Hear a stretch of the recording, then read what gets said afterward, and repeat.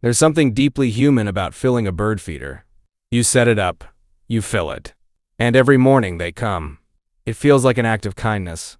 But what if I told you that feeder, the one you've been filling every week? What if your bird feeder is making birds sick? And in some cases, killing the very birds you're trying to help. This isn't a reason to stop feeding birds. The one you're proud of might be doing something you never intended. Spreading disease, attracting predators. It's a reason to do it right. Feeding birds is one of the most popular hobbies in North America. An estimated 57 million Americans do it regularly.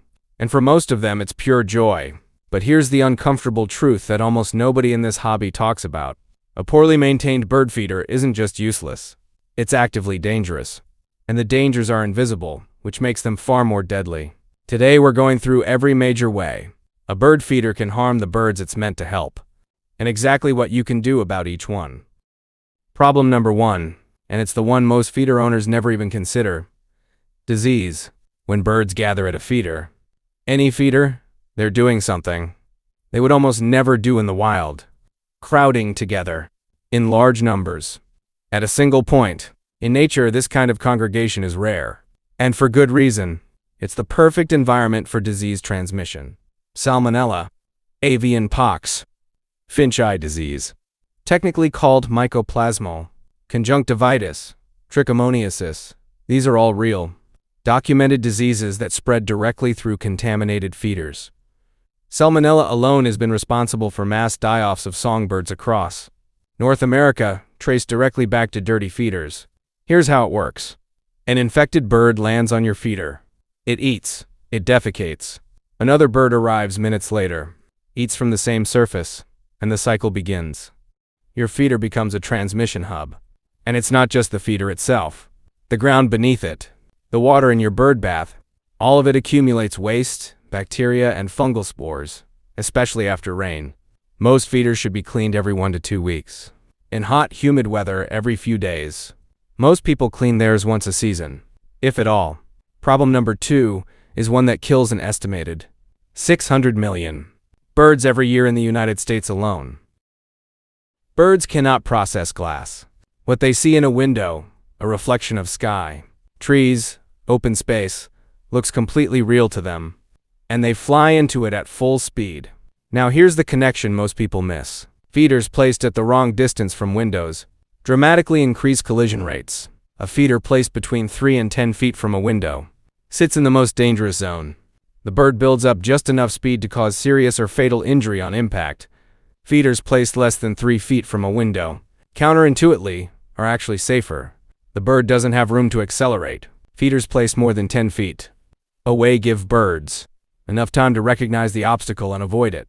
3 feet or less, 10 feet or more, everything in between is a kill zone. Window decals, placed on the outside of the glass, break up the reflection enough to signal to birds that this surface is solid. They work. Most people don't use them. Problem number 3 is one that's impossible to miss. Once you know to look for it, your feeder is a hunting ground for it. Every feeder that attracts birds also attracts the things that eat birds. Cooper's hawks, sharp-shinned. Hawks, merlins, domestic cats, one of the single largest killers of wild birds in North America. These predators don't stumble across your feeder by accident. They learn it. They map it. They understand the patterns of when the most birds gather, and they return on schedule.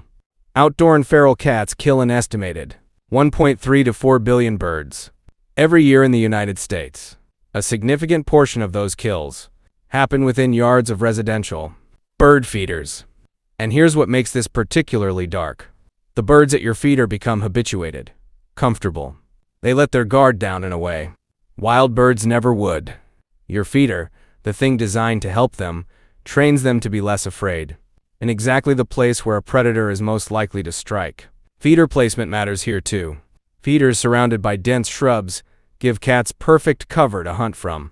Open placement, visible from multiple angles, gives birds the reaction time they need. Problem number 4, and this one is almost universal. The food. Walk into any garden center and you'll find bags of mixed birdseed, usually the cheapest option. Marketed is ideal for backyard birds. Most of it is not. Standard mixed seed blends are often loaded with milo, millet, and oats, filler grains that most desirable songbird species simply won't eat. They pick through it looking for what they want, usually black oil sunflower seeds, and discard the rest. That discarded seed falls to the ground. It rots, it grows mold. And moldy seed produces aflatoxins, toxins that are genuinely lethal to birds. Wet. Rotting seed beneath a feeder is one of the most common sources of bird mortality that nobody ever connects back to feeding. And then there's bread. Millions of people feed birds bread. White bread, crackers, leftover rolls. Birds eat it enthusiastically, which makes it feel like a kind gesture. Bread provides almost zero nutritional value to birds. It fills their stomach with empty calories, reducing their drive to forage.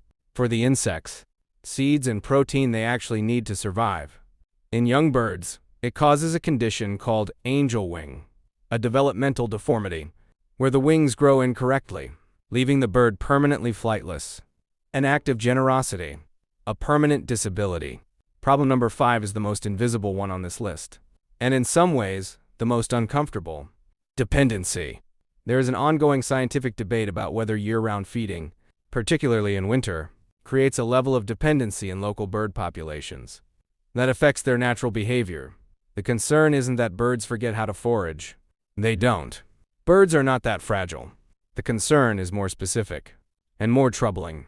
Studies have shown that birds in areas with reliable feeders alter their migratory timing. They stay later in autumn. Some species that historically migrated now overwinter in regions where they previously would not. Severe winter, the kind that arrives without warning, those birds are stranded in temperatures and conditions their bodies were never built for. And then there's the gap problem. If you start feeding birds and then stop, especially in winter, the birds that have come to rely on your feeder don't simply redistribute to other food sources instantly. There's a window of days where those birds are searching, exposed, burning energy they can't replace. Starting a winter feeding program and abandoning it is, in cold biological terms, worse than never starting at all. None of this means you should stop feeding birds. What it means is that feeding birds is not a passive act. It's a responsibility. Clean your feeder every 1 to 2 weeks, more often in summer. Use hot water and a diluted bleach solution. Rinse completely. Let it dry before refilling. Place it either less than 3 feet from your windows or more than 10. Never in between. Use quality seed, black oil sunflower seeds, Niger, safflower. Skip the cheap mixed blends. Never bread. Position it in the open, away from dense shrubs where cats can hide. And if you start, don't stop, especially in winter. The birds in your yard didn't choose to depend on you. You made that choice for them. Make sure it's one worth making. You've ever noticed sick birds near your feeder? Or lost birds to a window collision? Drop it in the comments. And if this changed how you think about your setup, the next video covers exactly which feeder types are safest and which ones you should never use.